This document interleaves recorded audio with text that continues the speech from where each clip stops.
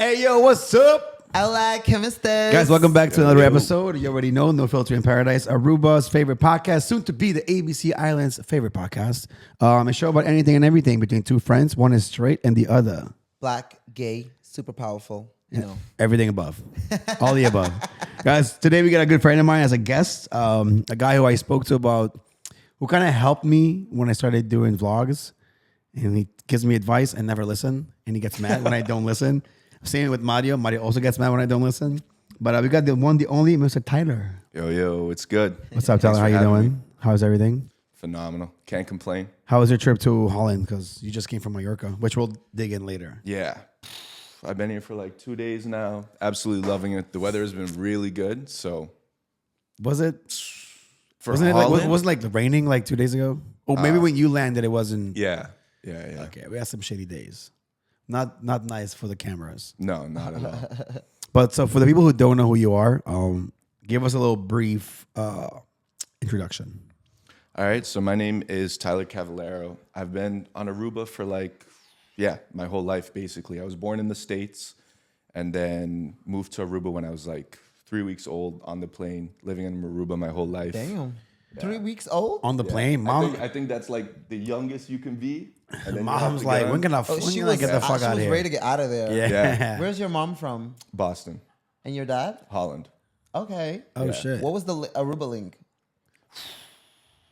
My dad was in the Marines, and Say no mom, more. Yeah. Say no more. Yeah. Say no more. We got it. Yeah. I was also wondering, wait, what is maybe Boston? You from Boston, love Aruba. So like maybe she's like, fuck it, I'm moving to Aruba. Nah, she was doing like hotel and hospitality, jumping around from different islands and whatnot, and she ended up on Aruba.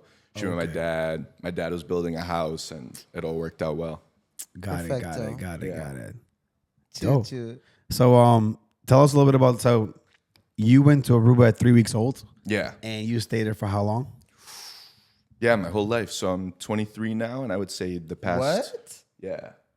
Oh, shit. Oh, you thought he was younger or a little older? I thought you were older. Really? A little bit older, yeah. What Take it gives as a compliment. what gives Okay, that? Is it 23. the look or is it like I think He's it's more like kind mature? of like your accomplishments that like from what I've seen on like your Insta and stuff, you don't Yeah. act like a 23-year-old. I that's right? appreciate that. I told you the same Mature. thing. Like you're very mature for your age. At least like you're very goal oriented. Like Yeah. there's shit you want to do, and I'm like, don't care. I'm just gonna keep going towards my goal. Well, you know what? Funny enough, I think Aruba low-key had a lot to do with that because I've always wanted to do concerts. That's what I do now. Concerts, nightlife, nightclubs, and all that stuff. Granted, we have nightclubs in Aruba, but I really want to work with like the biggest artists in the world and document their lives, like the process behind making music and like the creative process and what tour is like, because it's something that not a lot of people get to experience. It's like the top 2% of the world that get to experience that life, and I want to document to show other people what it was like to actually do that. And on Aruba, there's no artists that really come down there, or at least the ones that I was listening to. Like a big influence on me and like my drive was like G-Eazy at one point, and Drake, and EDM I got into a lot at some points. But yeah, they never really came to the island, so my drive was like, I have to leave the island to go and do what I want to do. So let me put my head down and learn all the stuff that I can here, because there was also not a lot of people my age doing this stuff. Like there was a barrier between the people who are doing it really, really, really fucking good and the people who are like kind of just beginning. And Aruba's also tough. Yeah, because like you want to get camera gear to Aruba or you buy it in Aruba, you got to pay double the price. It's already expensive. Yeah. And then you got to get lights, lenses, the whole thing. I mean, It's very difficult to start in Aruba, especially in what you're doing. Because it's like what you said. It's either you're really fucking good at making all the money, and you're just a beginner, and nobody's gonna hire the beginner, so you never get experience. So I do understand. But what was your Aruba life like? Like what was like your regular Tyler day? the life, can't complain. I had like a really good circle around me. Motivated kids that had a lot of fun. I mean, Aruba's an insane place to grow up, and you don't really realize until you leave the island. Yep. And then once you come back, I mean, I used to look at the tourists on the beach and be like, how can you sit on that lounge chair for 12 hours and be sunburned and then do it again the next day and the next day? But when you work like the whole year, make all this money to treat your family on a nice Just to trip go in sit on the Aruba. beach. Especially in like these type of weathers. Yeah. I'm gonna sit on the beach for I 12 understand hours. that. I get I it do now. completely yeah, understand Yeah, that. yeah. But sitting in, I mean, some people do that shit. Like, they just sit like 10 hours. Like, I'm just going to lay in the beach. I'm like, motherfucker, there's sun everywhere. Just grab a UTV and just go explore. Yeah. Yeah, no. They just but want to chill, working. It's that peacefulness that the beach just gives to you, and that calmness of like. I mean, listen, like, But there's not also- much peacefulness at the Marriott. Yeah, Like, that's what I was just about to say. That's what running you around. would think. It's either this or that. Yeah. Like I I mean, I guess it's a easily here you learn how to tone people out eventually. Like Yeah. if you're in your zone, like it's whatever. Yeah. Can you imagine if like that minimizes to like some kids running around on a beach in Aruba with a pina colada in your hand? That's facts. I will take them kids. Scream away. That's facts. Let's go. That is Yeah, very true. when you though. think about it like that, yeah. Because we also know the other side. Yeah. Yeah, We come from there. That's why we're like, bro, there's so much shit to do. What are you doing? Yeah. But I feel like growing up there, definitely, you don't take advantage of it as much as What's one advantage You you should. never took in Aruba? going to the beach as much as I could. Mm-hmm. But it's also different when you're younger. Like you're in school Yeah. and the weekends. I mean, Aruba, the drinking age is 18. In the States, it's 21. So you take advantage of that. Usually it starts younger. Younger. In Aruba. Yeah, unfortunately. I started at 20, so whatever. Yeah, no, we definitely had a little drink before that. Oh, 1000%. So what I want to know is as well, so like, what got you into like the whole filming industry? Like what got you like, ooh, I want to do this, or at least try out? You know, for the first time, I would post a lot on my phone, like a lot of photos that I made on my phone. I would post them, and I actually never talked about this, like on Visco or Tumblr and stuff. And nice. naturally in Aruba, anywhere you point the camera, I mean, It's going to look It's, good. beautiful. it's an image. Yeah. so it wasn't even difficult. And it started gaining like a good amount of traction. I was like, wow, if I can do this on my phone, like what if I did it with a camera? Which in reality, I wasn't even taking, I mean, I was taking good photos, but it's It Aruba. wasn't that. Yeah, It's yeah, Aruba. yeah. So then I worked really hard, like a whole summer, to go and get my first camera. I got at like the biggest camera store and the oldest and the biggest, B&H in New York. Went to New York. I was like, while I'm here, I may as well get it. And then, you know, I still didn't really like fall in love with the process yet, but I learned that I fell in love with it once I had to make my money back. Because I was like, I just spent, at the time, it was a Canon 80D like 6 years ago. So it was like $1,200. Yeah. Fresh. That was also my first, well, 60D was my first camera. Yeah. And it was fresh. I didn't Yeah, want to buy yeah. it used. Yeah. And then you have to get a lens and a microphone. So I was like, 16 years old. I'm like $2,000 in, maybe 17. I don't remember.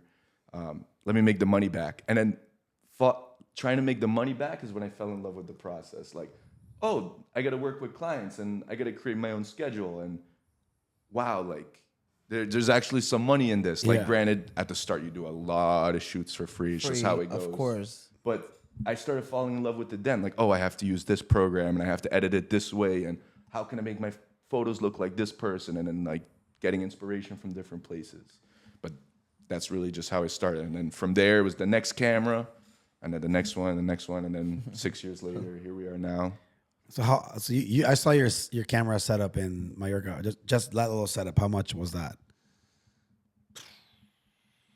Probably more than my car.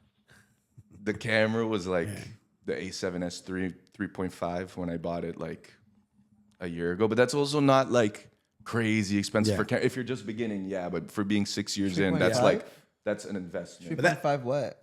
$1,000. Just the camera, not lenses, not mics, or nada. The lens was like another 1.2. So it was like a 6K setup at least. But it's also 6 years in the making. Like Yeah. 6 years of investing into it. I already had some of those lenses and some of those things. Okay. But yeah, when you want to charge the kind of money, Yeah, also you have to. It is what it is. Was it difficult to get like people to hire you in Aruba? Because you know Aruba is not like the most. Hey, what's your fee? Oh, it's $1,000. Like, oh, damn. Like I'm just gonna use like, Yeah. what's about doshing? I'm like, bro. Well, the thing is, there's also so many kids now that are gonna do it for a cheaper price. Yeah, or and free. you kind of have to, and or for free. And some people just need a video. They don't care about The quality or- the quality or the the little details. things that you do, but you try to really find the people that do care about that stuff, which, in my opinion, is kind of a little difficult in Aruba. But I mean, you can make it work.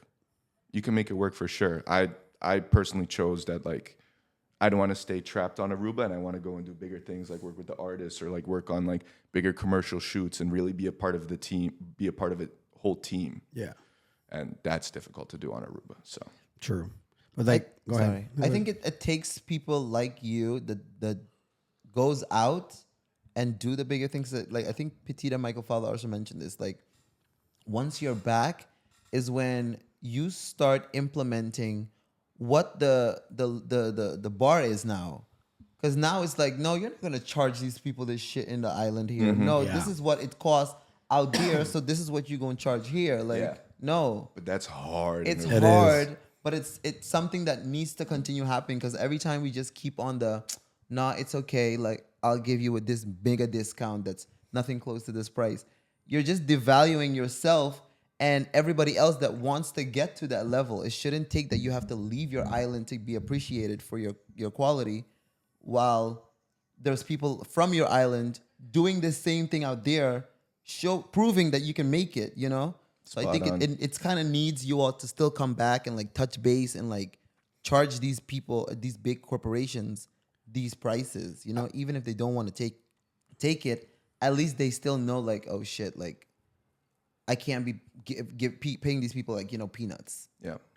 Yeah, Spot on. but I do understand your point. But at the same time, businesses are always going to see like, I need to get this as cheap as possible because they have to save money no matter what. My opinion, that's the Aruba mindset. Like at least in the photo video world, let's try to do it as cheap as possible, which is the last thing. Like I already did that for a couple years in Aruba while I was in school, and I already saw it at a young age. Yeah. Unless you're the big dogs, you're Michael Fowler, you're Petit, you're Ken Wolf, you're Sebastian Hoffer, you're Damian Gibbs. Like, unless you're those guys who are older and have way more experience in the game, and or probably did something like me, went to the States, so maybe that's the direction I'm headed. Correct. You're true. And now they're coming back and they charge their prices. Yeah. If you don't like their price, you just booked. can't book. You can't get booked. Like that's it. Yeah. And that's what we need. We need more people like that to just stand on it. Like, no, this is what it is. Because I know what I'm gonna give you. Yeah. You're going to get quality. You want it? You don't. Yeah. It's facts. The thing is, it's like, for me, the part about that's difficult is I feel like I have to pull teeth. Like, What do you mean? Okay, well, this video is $5,500. Okay, that was a bad number to say. Okay, anyway, well, this video is like $1,000, for example, and then now you have to pull teeth to prove why the video is $1,000 rather than just being like, okay, cool, when can we start? Yeah. Like But I feel that's like outside international mentality. Okay, cool. Yeah. Aruba's like, bro, why? like in Aruba, at least in my experience, it's been like, okay, cool. Well, we're gonna set up 3 cameras and we're gonna do it in 4K, so it's future proof, and we'll set it up like this and like that. And they're like, yeah, but can we do it with 2? And it's like, it's possible, but if I want my vision to come to life and I want you to be as happy with the video as I am, I have to do it with 3. But I would just want to do it with 2. So then knock off, but like literally just to knock off money, like doing it as cheap as possible. Mm-hmm. Well, do we need 10 models? Can we do it with 5? And that also happens outside of Aruba, but I feel like it's just like exemplified there. It makes sense. I mean, as a business owner, it's definitely what I would do also. Like I've denied people for like, hey, yo, that price is like way out of my budget. Mm-hmm. So thanks, but I can't afford you right now. Yeah. It is what it is. I know that then anything else I do, it's not going to be that quality. Yeah. But now I know what your price is. So respectfully, I can come back, and you also have that decency to also say, you have the rights to say, no, if it's not going to be with 3 cameras and 10 models, I can't do it. Yeah.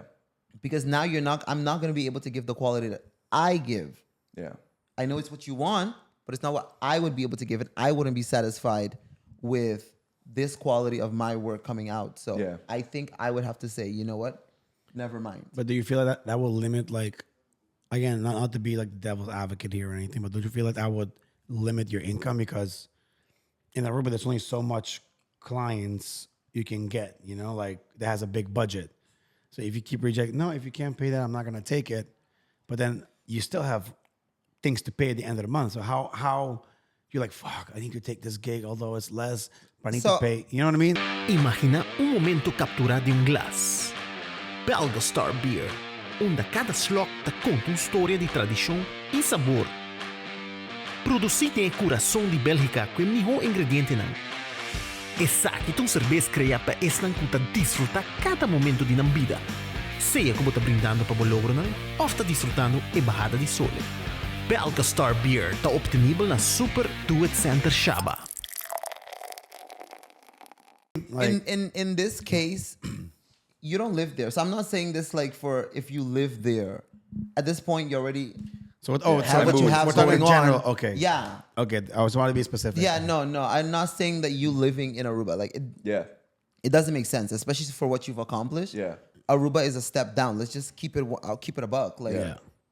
we don't have the concerts and the content that you create. Like we don't have much of that Yeah. going on. So Yeah. it would only be so backwards much. for you. Yeah. to For go me back. personally, For you yeah. personally. Yeah. For you, the ideal place to live is here in Holland. Yeah. Like during the summertime. Festivals, artists, DJs.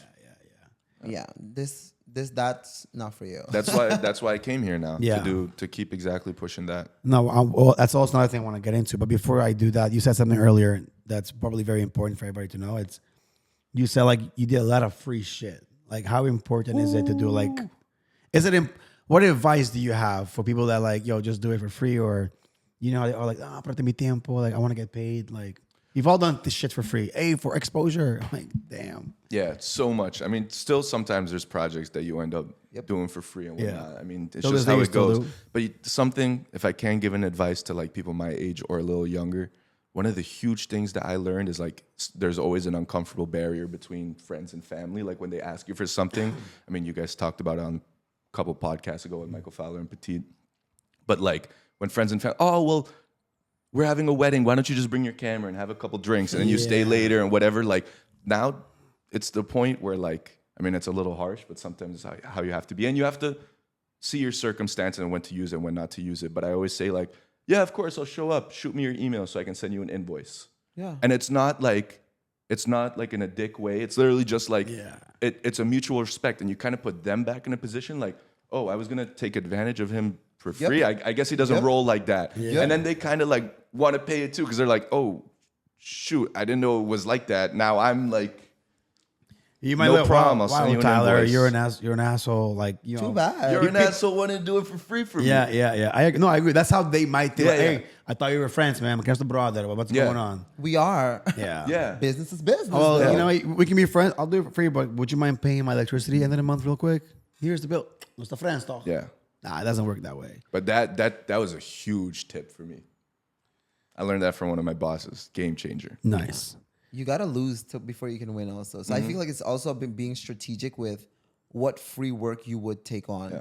So all of them, you won't have the same result. Like if you're gonna just do a fucking free photo shoot for your friend, like in her garden, then where are we going? Like, bitch, what are we doing? You know? But if you're gonna do a free photo shoot for this little company that's like on the horizon, maybe they're not going anywhere, but you never there's know. a bigger chance for you in this because now you just tackle the field of everybody does photos. Yeah. But how many of them get to do it for like businesses, you know? So like now you're in a whole different field of, I don't know. I think it's all about being strategic. And adding on to that, it's not in a selfish way, but you have to do like free work at the start. I mean, it's a given. You have to, yeah. 100%. I mean, we've all done it. You have to. There's no other way around. And people like look down upon that, like, oh, you have to make money. No, fuck that. But in a strategic way, doing it something that's oriented towards you. Like for me, I just had to learn how to use a camera, which I learned through YouTube. And I was just like, well, I have to put this stuff into like, I have to actually do it. So let me go and make a video on the beach, or let me go and grab friends, or let me go and like make a video for them. A lot of the things what I would do also is like go with my drone and take pictures of like a boat and be like, hey, you like these photos? They're for you. If you want some more, here's my number. Let's get in contact. But that's like free way in a strategic way. Like this is for you. Go ahead, post them. All good. Contact me. If you like them, we can talk. True. Do it for Red Seal Sports. Do it for Jolly Pirates. Do it for Marriott. Maybe you grab a picture of the... You like it? Like, I do agree. Like sometimes you do have to do it for free just so they can see your work. And like, oh, I like this person. I like the vibe with him. You know what? I will pay him the next time he comes back. Yeah.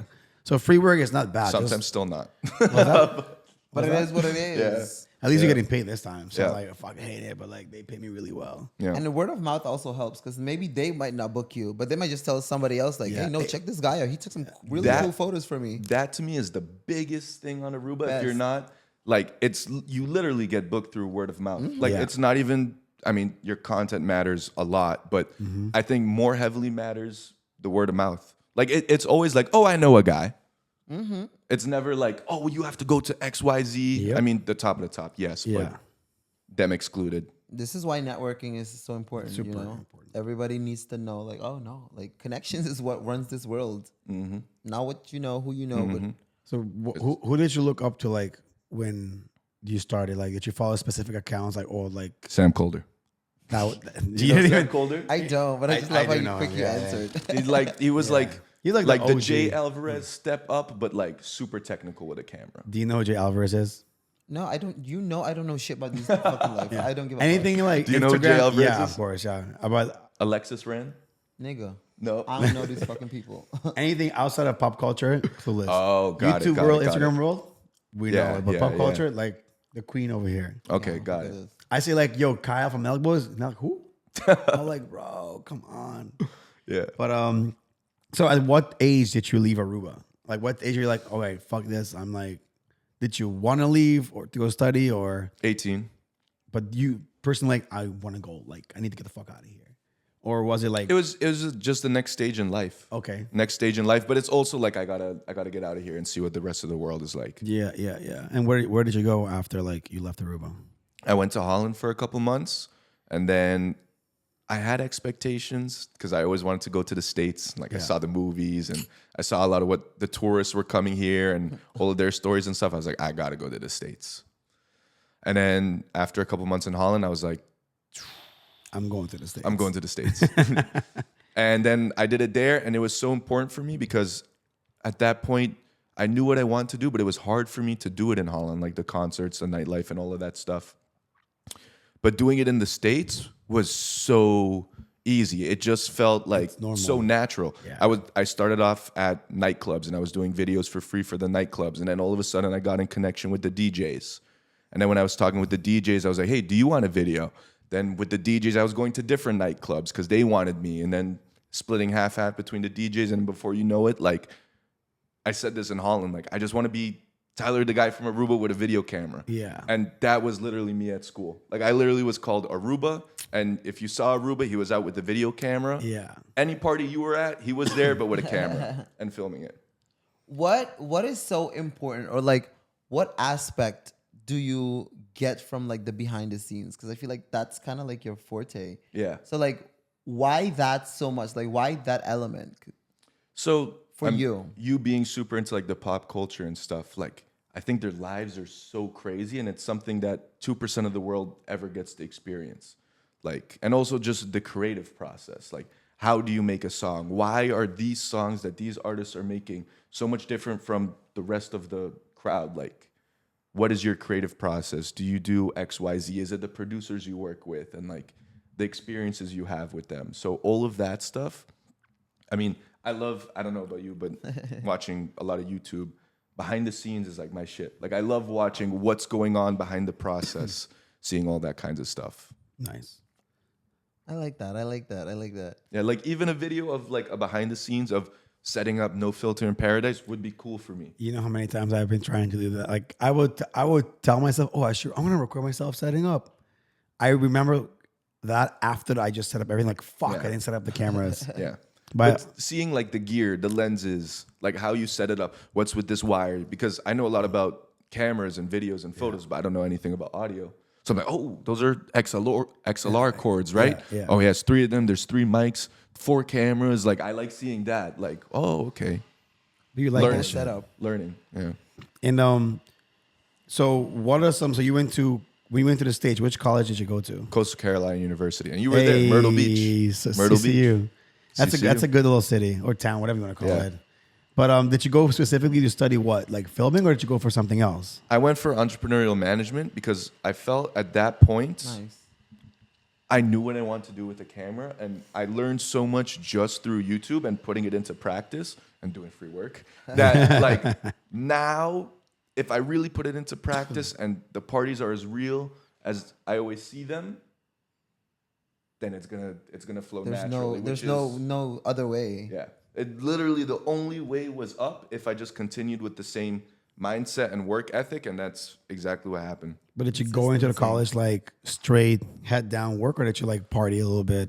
It is CCU. Yeah. And I didn't go to the college, but I was living in that same town for a little bit, and I went to party to that college, and let me tell you, that college throws fucking parties. So, you know, I'll say this. There was definitely a lot of partying like the first year, but at the start, what I did is I showed up to where all of the parties were happening, because when you're in the States, you're a freshman. Your first year, you're called a freshman. And there's like freshman parties, your first year parties. Everybody gets to know each other, see who you're going to school with, learn everything about each, where you're from, yada, yada, yada. I was showing up to all those places, but with my camera. Because I knew like those were the first places that if I show That's your up. introduction. Yeah. That's my introduction. Instead of everybody getting, you know, and that's where it picked up. I was like, damn, Tyler always has the camera. Like, yo, when are you just gonna come party? No. Nope. Not the first week and a half. And then once like my name started getting known, and there was only You like a parties smart on weekend. motherfucker. I like that. You're like walks Well, around. I the camera. wanted it. It wasn't even being smart. It's just like I wanted it so bad. Like if I was gonna go to a party, I may as well bring my camera and do what I love doing. Yeah. And then meet the right people that are only gonna like push me even further. Like get to know the bar owner, get to know the DJs, and then yeah, from there it just. But yeah, other than that, like once I got my foot in really good, the video slowed down a little bit. The parties and then increased? Partying increased, but 'Cause you it were was in a also because fraternity. like I would go to the bar and then I would do a video for the guys. Like, hey, don't worry, you can skip the line. Bring your friends. Or, hey, don't worry, just do. And you know, I was like, yeah. oh, Access. this is kind of nice. Yeah, like, yeah. Oh, I'm that guy. Yeah. You want to get in? I got you. I pay. Don't worry. And all the people that were above me that were like super cool and like already doing stuff, I was like, hey, don't worry about it. Like, damn, we've been going to this club 4 years and you just skipping the line. I was like, don't worry about it. I got Something you. that's also a good little flex that people will try to start respecting you more. Like, oh, I really fuck with this guy. You Yeah. know? And Everybody then- fucks with him apparently. Yeah. That's cool. Yeah. That's dope. So, did you learn more? Because you just said you went for entrepreneurial business. You said at school. Did you learn anything in school with cameras, or was it all like passion and YouTube and Instagram and TikTok videos? Like Passion and YouTube. And during my second year, I ended up connecting with like a super cool guy at my school who ended up being my boss. And he was somewhat more oriented around photos and videos and cameras and whatnot. So it was nice to finally have someone to bounce off of and whatnot. Because while I was in school, I was the only one that was doing what I was doing. Okay. Or at least to like the level that I was doing it at. Yeah. Like there were kids also doing it, but maybe on their iPhone. And I always helped them and whatever and whatnot. But like I wanted my whole life up until there and still now, I'm doing a lot of teaching and helping people, but not a lot of learning. Like learning from YouTube and whatnot, but I want to learn from like the big dogs. People who You know what I actually mean? in the field. I'm tired of fucking teaching Going on people and YouTube, stuff. yeah. But in the same way, I'm not, because I'm also doing YouTube. And it depends. Like I'm tired of helping the people that are into it just because it's cool and drop it a year later, because I invest all my time, my knowledge that I learned in 6 years, like try to help you not make the mistakes that I made, and then you end up stopping it. I'm like, well, there goes a homie. Well, fuck you. Yeah. Not even fuck you, but like that was a homie. Like there's not a lot of people that I know that do this at my level, and yeah. Another one. at least we're still homies. We're good. Yeah. I didn't drop it. I just got robbed, so Yeah. I didn't have a choice. Oh shit. He also helped me with the beginning when I started vlogging. So he did kind of help me out with some stuff. Actually, we were gonna work together. Remember, like when you were in Aruba for a little bit, and let's do that. Like, bro, I'm going to the States. But He- to me, he said you were leaving somewhere. I'm huge on like law of attraction and whatnot. And to me, that like all came full circle. Like me helping you and like me really getting nothing out of it. Like I was just like, yo, this is what you need. I was just passionate about it. yeah. And then all of a sudden you get me a wedding and you get me a job in Mallorca and you get, you know what I mean? Like it, like at the time I had no idea. I was just being like a good person, helping him out. I knew a lot. He didn't. I was at the It beginning. I'm like, I don't know always what I'm comes doing. back. It's like, buy Always. this, buy that. I'm like, okay. Because it's two people I always ask advice for is you and Mario. Like, for the rest, it's just like, think media on YouTube. What camera should I buy? But, yeah, definitely like, but he kind of like rejected me a little bit. No, I'm just kidding. I'm kidding. I was in school. No, I know. I'm like, drop out. They go, let's do this vlogging thing. Yeah, come He's like, on. I'm going to the together. States and study. I'm like, all right, do that. Reject you. No, I'm just fucking with you, bro. No, but it's definitely like, you have a question you want to ask before I was going to dive into the Mallorca thing, but. Okay, I just wanted to know, like, when you are in your element of capturing moments, what is your muse? Ooh. Especially like for like the behind the scenes, and you're there in that moment, like before you pull out like your camera. What do you be like? Yeah, this is where I'm gonna start. Like What I would want to see. Yeah. Because I'm also the viewer. You know, and exactly. thinking back It's to all like, of your POV. It's all from your perspective. So we get to see what you're showing us, basically. Yeah. I didn't even really. I mean, yeah, behind the scenes, but like, yeah, it's basically what It's I'm all seeing. from your eyes. Yeah. Like that's where we are in your lenses. So Yeah. like wherever you look, we were like, oh shit, look over there. Yeah. Look over there. Yeah, Like, yeah, what's going on? yeah, Like, yeah. It's all up to you. You're the one capturing our Attention. and you're Yeah. gonna take us to this journey wherever it is at whatever festival or whatever's going on. Yeah. So what is your muse? Like where do you start off? Yeah, kind of just like what would I want to see?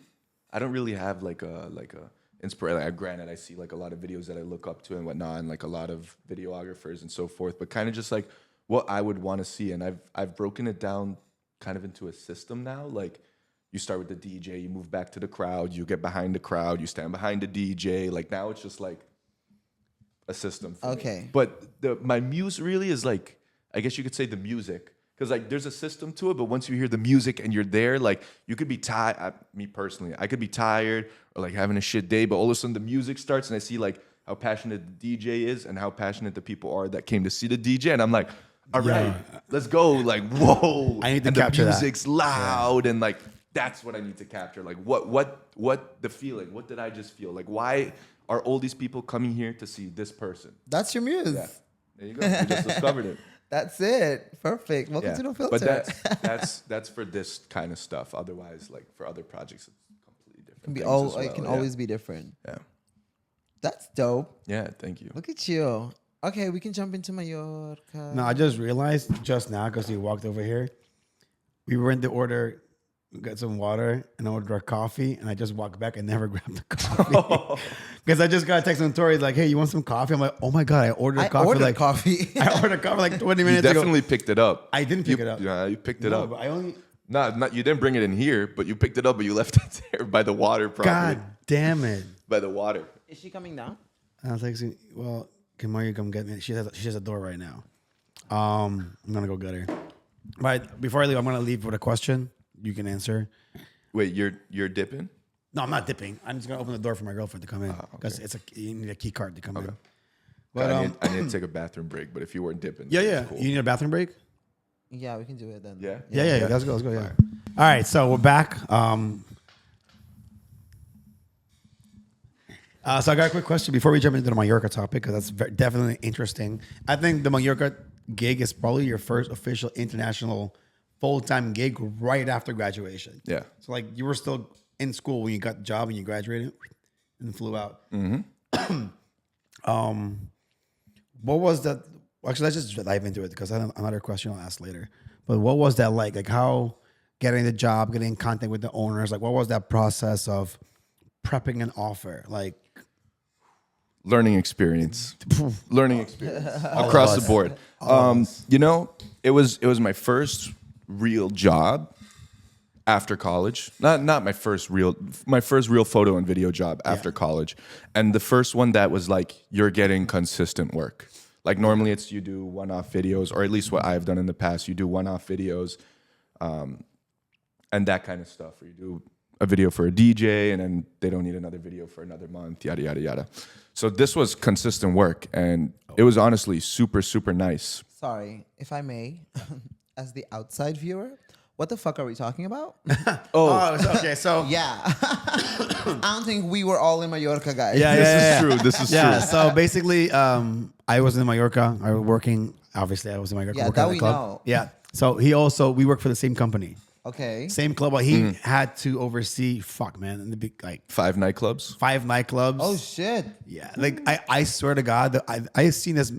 we were together for like 2 months, and I saw him maybe like outside of work 2 or 3 times. We'll just grab dinner because otherwise he's either filming or editing, and he probably sleeps like 5-6 hours at the most. I mean, y'all go to like the party central, so I can imagine it's just like constantly night and day parties, right? Yeah. Like, Well, he had day part. I just had nighttime. Oh. But in the daytime, we literally shout out to Aruba.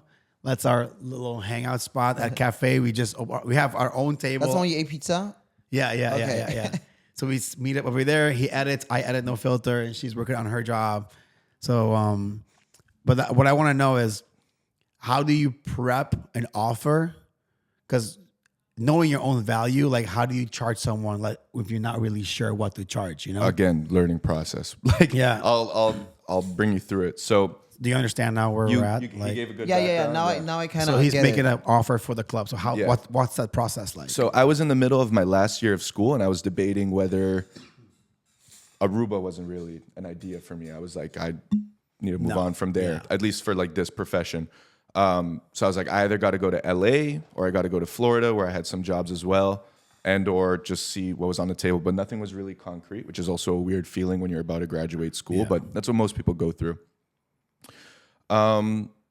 So Samil tells me about this opportunity, and I was keeping in touch with what he was doing last summer through his Instagram story. I was like, yo, this is insane. Like, not Learning just experience. like this is way levels above Aruba and what I was doing at school. I was like, so I kept that in mind, commented a couple times on the story. And then I saw that they were looking for work, and or he sent me a DM about it. And he was like, dude, I was telling them about you last year. You got to capitalize on this. And I was like, You had What- fucking better. Yeah. what better time? Like, I'm about to finish school. So after school, I went to like Aruba for a week, and then I went straight to Mallorca, and that was 3 months managing 5 nightclubs, all the content. It was like, Damn. comments are about to go crazy, but 11 reels a week, which is absurd. So like 44 videos a month, and all different like styles and techniques, because each, like, some were like rooftop bars, one was like a real nightclub, one was like a nightclub with like the bartenders would do dancing, and then one was like a basement. So like it all had like different vibes. But anyway, Don't forget where you're going with the story. But how long does one video take to edit? I just want to know real quick. Just so I can get like an estimation of, because you bring your 11 laptop? reels, that's Yeah. fucking crazy. So like how long does it take editing kind of like one on an average? so I sift through all my footage first, and that probably takes, I overshoot. Me personally, I don't like to miss anything, so I 100%. overshoot.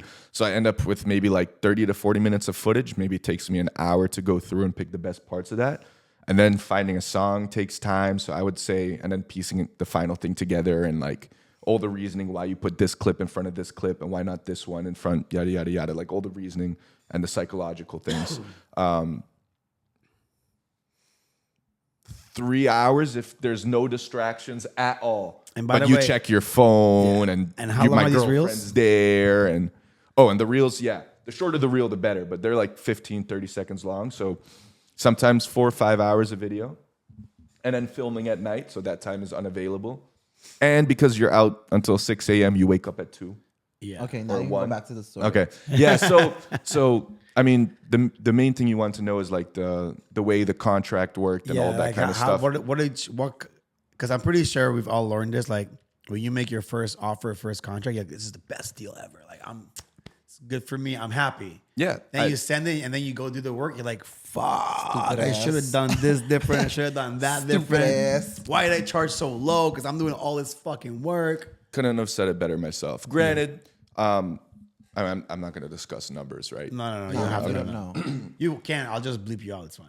Yeah. No, then I won't. That's extra work. I mean, Yeah. I know. I know. Thank you. I appreciate you. Stop offering people stuff. Shit. He don't wants the listen. juice. He wants No, the hey, juice. listen. Maybe you want to hear because I know the numbers, but maybe you want to Nah, hear it and be I like, don't wanna oh know. I don't wanna know shit. the Okay. numbers. I'm good. Anyway, so I came up with a number, and I thought it was reasonable for what I was doing. Yeah. But I didn't. I already knew that it wasn't what I deserved. But it was also my first job out of school, and it was secure. Like, it's not normally what I charge per video, but also it was consistent work. So you have to take Longevity. that into account. Like, I was working every single night, whereas normally I'd maybe make 3 videos in a week or 2 videos in the week. Maybe they would be worth more money. But over the long term, I thought the price that I set was good.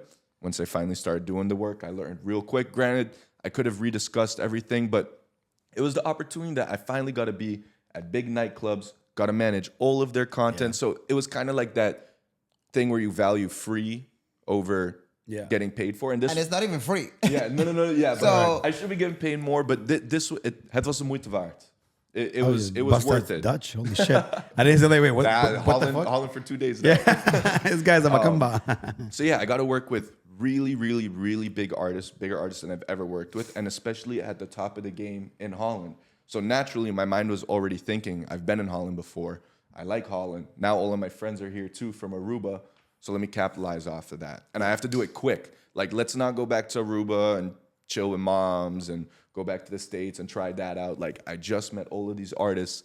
Let me go work with them, film them. Yeah. So I put on my story right away. Same thing like when I got to school in the States. I'm in Amsterdam, these dates, available for tour, videos, all that stuff. And I also saved a bunch of photos and videos that I made from them that I couldn't send them at the time. So Hey, bro. I made a link, gave them all their photos and videos, just a little reminder, like, oh, damn, this kid's good. I remember him from Mallorca. Yeah. Boom, DMs flooded. Really? Yeah. Nice. I just have to press go and Yeah. it starts. But I want to, like, I just moved here. So I'm someone that, like, I need a quiet space. I need my desk. I need everything, like, set. My room needs to be clean. So I want to get all of that good before, like, I don't deliver to my expectations. Yep. Like, I deliver it late or I deliver not the quality that I always do. Yeah.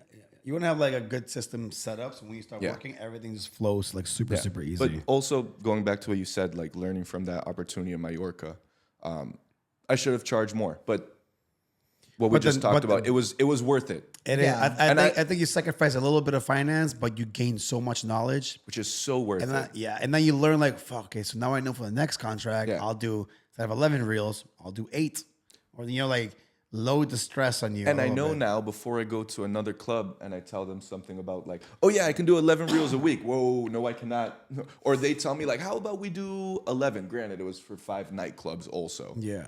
So like when I do 1, we could do 7, 1 a day. I Yeah. still wouldn't do that. But you know, the learning experience across the You board. know now. Yeah, Like, yeah. And that's what it takes. Just fuck up and move on, learn from it. Yeah. The only way you fuck up is by not learning from it. It's the only way. Basically. True. Very, very true. Who are some artists you got to meet in Mallorca? Or got to film? Or who you can add? Because obviously you work for Hello and other clubs, but you got to film a bunch of fucking artists. You can kind of add to your portfolio now. Yeah. Lil Kleine, Booth, Broederliefde, Afro Bros, which was my personal favorite. Yeah. Toby was there. Freddie Moreira, which was dope. He speaks Pavimento. He's from Suriname. I thought he was maybe from Curacao or something, but he's from Suriname. Yeah. And then there was a bunch of like big German DJs that play like pretty big festivals like Tomorrowland and stuff like that. Some rappers, some German rappers as well. The club decided to go with like a more German approach this time since that side of the strip is more German based. Like it attracts a lot of Makes German sense. tourists. So, but the most people that like I fucked with were Dutch. And now you're in Holland. So I had to go to Holland. It wasn't even like let me think about it. Like it It's was a the smart only thing move. to do. I wanted to do the same thing last year. I wanted to go to, when I finished Mallorca last year, I wanted to go to AD8 right away. Because, I remember you were talking about that. yeah, and for some reason, I don't remember what it was. You got robbed. Oh, Was that the second time? Thanks for adding that extra salt on the burn, Tori. But yeah, so like, I mean, that's the no, reason. yeah, you're right. Because it was like either like I invest. You had to either come back or, and then, Yeah. because Oh yeah. Because I remember that. Yeah, I was supposed to get a gig to MC in Abu Dhabi, and that also didn't fall through. We're at like 2 weeks. the race thing, the car thing. Yeah, the Formula Yeah. One. I was supposed to host one of their after parties on the rooftop of the W Resort. Like it was dope party. And anyway, it's the same. You know, actually, the people that from Enjoy Group, they got fucked over by their partners in Abu Dhabi, and I ended up not going. So it was like either I go to Europe or Abu Dhabi or Europe. So I fuck Abu Dhabi. I'm like, fuck, now I can't go to fucking Europe. I can't go to Europe. My boss was having, you get to stay in Aruba? Thank God, I don't have to hire Perfect. another bartender. I'm like, fuck. But it's a smart move because they just saw you for 3 months straight. And fuck, you're in Holland right now. Oh, what are you doing? I'm trying to set you up with some clubs down here and introduce you to my network over here. Yes, sir. Because dude, like this motherfucker has so much talent, and I'm pretty sure I told you this before. Like you don't need to be in Aruba. Like maybe do some work, just fucking corporate work because they pay really good money. But other than that, bro, focus here and focus Europe, US. Yeah. Who's like one artist right now, like who you want to work with? Like, There's so many. I just don't know if I'll reach that point before they decide to stop, like J. Cole or Drake. I don't know about Drake. We're thinking about Ultimate, like, J. Cole. okay. But like, J. Cole, that's a possibility. why? For his festivals that he be having? Like, yeah, he already has a whole team though. But I mean, stop. I mean, he has a team, but that doesn't mean you can't go to the festival, shoot some dope ass photos because you're the only one that has your talent. Yeah. He can have a whole team of people, but they don't have your perspective and your knowledge and all that good stuff. Yeah. So the angles that maybe you can get for them, especially from the crowd stand, because their people are not gonna be in the crowd. Yeah. So you're gonna get a whole different angle. Yeah. And same thing what you've been doing. Just shoot it to him. Yeah. I'm not saying I'm gonna work with those people, but you said look up to, and I would love to like document the process of those people. I think how it's does possible. J. Cole's my favorite artist in the whole world. Like, how does he create a song? Like, why does he choose this beat over that beat? And like, what's his creative process? Like, he's one of the only rappers I know that like goes into the booth with a notebook. Like, why does he decide to go with a notebook rather than an iPhone? Like, why? And like, Old school. J. Cole, he rides around New York City with a bike. Like, he has all this money. He doesn't wear chains. He doesn't have like a fancy car. He rides a bike around. Like, those things are sick. Like, why? I think I saw a video of him and Adam Sandler playing basketball. Probably. Like He's somewhere in super New York. humble. He's super Yeah, humble. yeah. I love that. His family, same thing. Yeah.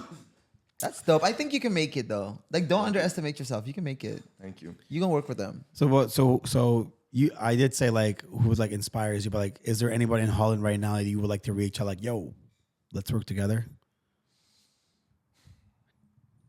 Anybody in your DMs? Like, He's like, no, been there, done that. And it, like in terms of artists, yeah, artists, yeah. the bigger artists like Martin Garrix or Hardwell and like Yeah, those people. I mean, I'm not gonna DM them anytime soon. Got to build up my portfolio and whatnot. But I mean, like, honestly, if you think about it, if you DM them right now, and then like in the future they reach out to you, like, hey, bro, like remember like 5 years? Like, it's a good story. yeah, It's like the Kelly Wakasa thing. Like when he came to Aruba when I was vlogging. yeah, I DM'd him like in October. Hey, if you ever come to Aruba, you know, let me know. I'll show you Holla at around. me. Holla at me. I did. And then in December, someone told me, hey, this guy's gonna reach out to you. And it was the guy I reached out to like in October. When I found out, the first thing I did was deleted the fucking message I sent him. 'Cause I still have the screenshot. I was like, oh my God, guys, if he looks me up, he goes into the DMs like, wow, this guy's a creep. I'm not gonna work with him. Yeah. So I'm like, ooh, unsent. And like, yo, Nah. Sam, what's up? Heard about you. Hey, what's up, bro? Oh wow, bro, I'm a big I fan. would have left that shit.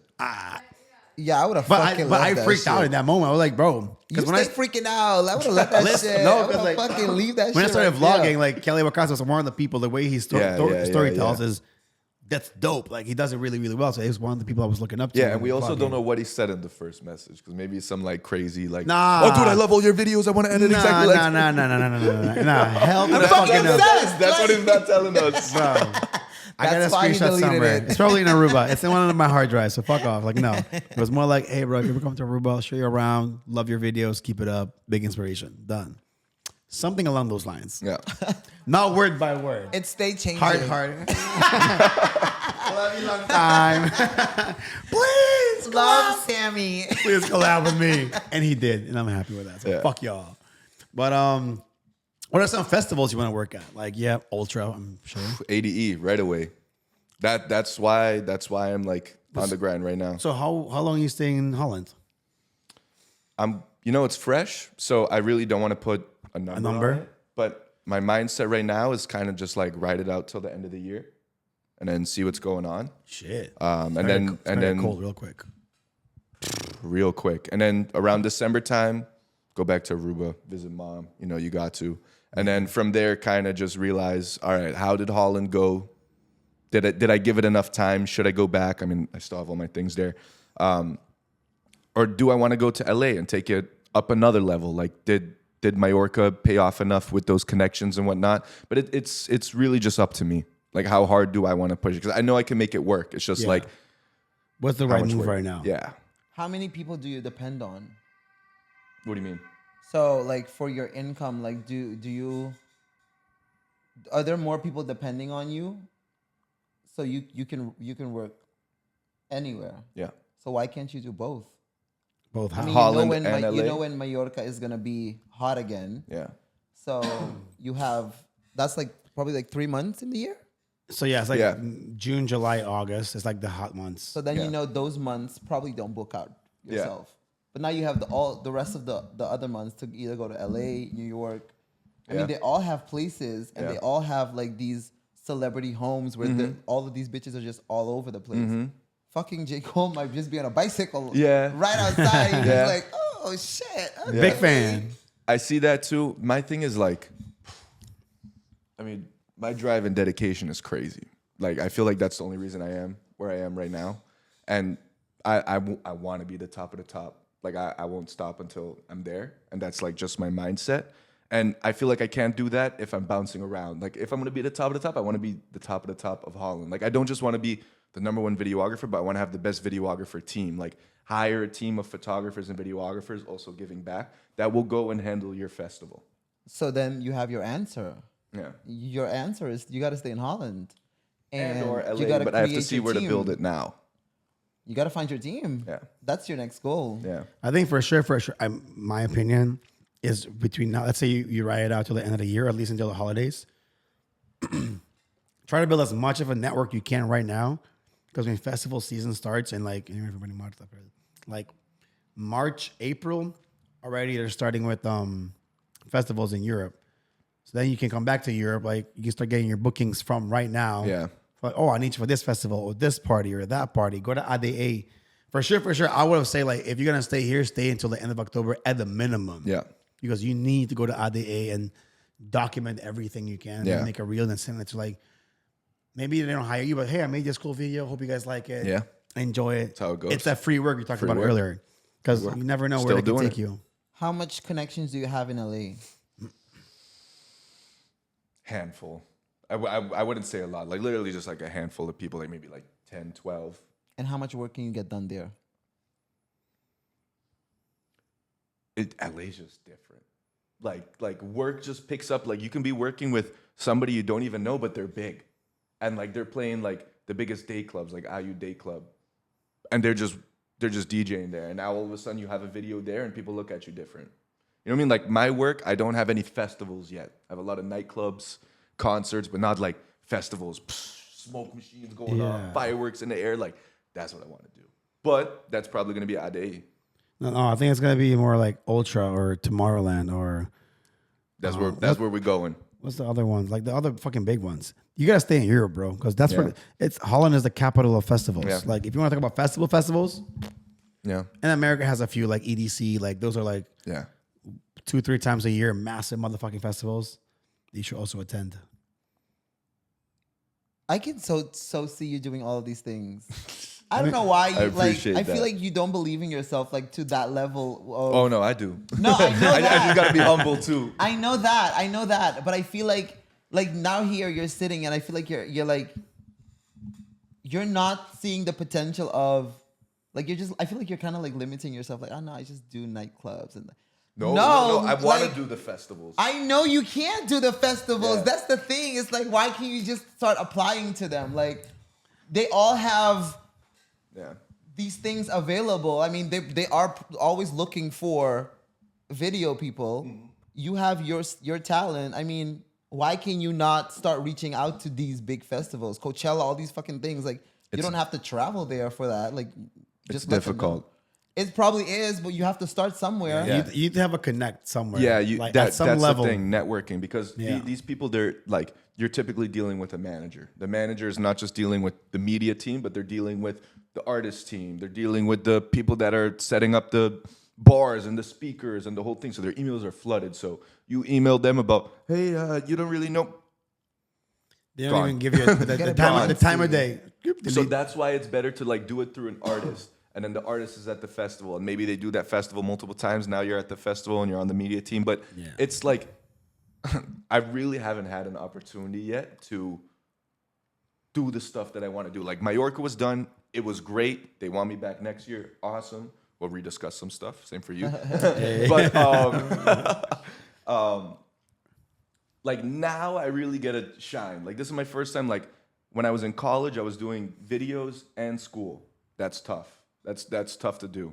It's super hard. Now I did Mallorca. I mean, that was 4 years in school in Mallorca. And now is the first time like I don't have somebody telling me what they need. Like now you have the options. So this is literally just like day 3. I just got here. You know the little Uzi thing? Like, I don't know. I just got here. So day 3, but I'm sure by December time that I'll be super happy with where I'm at. For sure. What is your heart telling you? Like LA or here? What are you feeling the most? What are you gravitating to the most? Give both a try. I'm 23, so I'm mad young. So I'm not concerned about. That's what the fuck I said. You said you don't want to do both. Like No. Like try living in Holland for a little bit. Maybe December isn't enough time to evaluate whether I should continue in Holland. But give it until December at the least. See what's going on, and if it's not what I expect it to be, let's give LA a try because there I already have like a handful of people that I know can put me in the places where I need to be. Like here I have to build it myself, which I ain't got no problem doing. But yeah. So I'm gonna give it till December. I mean, you've already made some LA connections. is where you gotta go. Yeah. I do think like in January and February you should not be in Holland because number one, cold as fuck, and there's no parties, no festivals, only clubs, which you can do between now and December. Yeah. Get that over it. Get that. I can get you in some of them, but it's just I do think you have to come back to if you're doubting about Holland. I do think you should come back for the festival season and try to get your hands and toes in as many festivals and part because that's like. Yeah. There's literally a festival almost per day during the festivals for over the course of 3-4 months. Yeah. Maybe I think one thing you could, I don't know if I could say it, but like one thing you definitely learn is, and I think I told you this, is if you ever, let's say you go back to Mallorca, you got a lot of fucking job opportunities outside of where we worked. Yeah. I would say go as a freelancer and like, how much hours do you want from me for this week? Yeah. Oh, you want to get 12? I'm only going to give you 12 hours because I also have this other company that wants to pay me 3 times the amount for half the job. Yeah. Yep. So like, that's one thing I realized from, not that I saw your contract, but like it's from, I didn't see it, but from what we've talked about. It doesn't sound like that. It was more like you don't want to tie yourself to one place. Yep. Because if I have a contract with a company and I take your picture and I give it to you, and the company's like, why did you give him that picture? We're paying you. Yep. I'm going to get in trouble, and I want to avoid that part. So to have that like, Oh, that's a great imaginary scenario. Oh, yeah. It sounds very familiar. Hey, listen, man, I was just not trying to say it was you, but but this is all learning experiences as well, like. But I do want to know: do you ever experience like burnouts, like this summer? Yeah, this summer. Wow. How do you do? I actually worked 14, 15 hours out of the day, including like sleep. Crazy. Every day. But not just like editing behind the computer, but then also Physically filming. working. Yeah. So it was literally And you were doing jobs for Aruba at the same time. in between. Yeah. In between. Dude. And then we go to the cafe and we start. I said, "What did you do today?" I'm like, "Bro, let's fucking work." You're like, I'm behind my computer for 16 hours. I'm like a person. like, Finally. God. Damn. Not like that. Not like that. No. But like, how do you deal with burnouts? Like, even prior to Mallorca, maybe you experienced like burnout because you do YouTube as well. At some point, like, it's you talk for hours and you edit for hours, and then you have school. Like, how do you deal with that? Take a break, try something new. Like I was working at those 5 same clubs, like multiple times a week, showing up to that same club. And now I'm in Holland, and now I get to go to like, this is the first time where in the States I couldn't do festivals or not. I didn't have a car. I was just an international student in the States. So that was super difficult. I just had to go with what was around me and what could friends give me a ride to. Now I can do whatever I want. I can go with the artist, go in their car. I can call an Uber. I can get the train. I can get the tram. Now the possibilities are literally endless. How far do I want to take it is the question. Yeah. So already like on the 16th is my first festival. Like I already got that This set up. month? Yeah. Oh, we're at. TikTok. I think in shit. Rotterdam. For real? Yeah, for real. How'd you get that? Don't worry about it. That's a good thing. Yeah. But those festivals are happening everywhere. You know what I mean? You're gonna have to tell me off camera. Yeah. I introduce you. Yeah, but those things are gonna happen left and right. It's just like I want to make sure I'm set up first. I don't know why. I think that's just like a V thing. Like I gotta get fully 110% set up before I can start working. Because I don't want to like. It's a quality that you're gonna put out. So And you want to have a good flow because you don't want to have like a half setup. Like, fuck, where's like, you know, you just want to sit down, open laptop, put the SD card. Flow is the biggest thing. That's like what I really want to learn, like how to keep getting in the flow. Because I mean, get distracted easily. When you get that session where you work for like 5 hours in a row, you don't even look at your phone. Like those are the best. Yeah, I've done so much shit done with no filter. When I just put my head down, headphone in, and well, sometimes it has to do like little things, like you're hungry or you didn't start your day off right. Like they can completely it can mess fuck you up all the rest. way off. Yep. yeah, I agree. You were supposed to edit for 5 hours, but you actually did like an hour and a half worth of work. But you had a 5 hour window, but it's just because you didn't meditate or you didn't eat right in the morning or you didn't go to the gym. You didn't work out. You're like, little things. It's the balance. Yeah. I need that. I'll be sitting there at the cafe for like 5 hours, and I could have done. Like, I gotta finish the whole episode, but I'm like halfway through. I'm like, But it's hard too. There's no air conditioning in there. Then you with a fan, and then not this talk is about sweaty that. from the table, and you working. And that cafe is hella loud.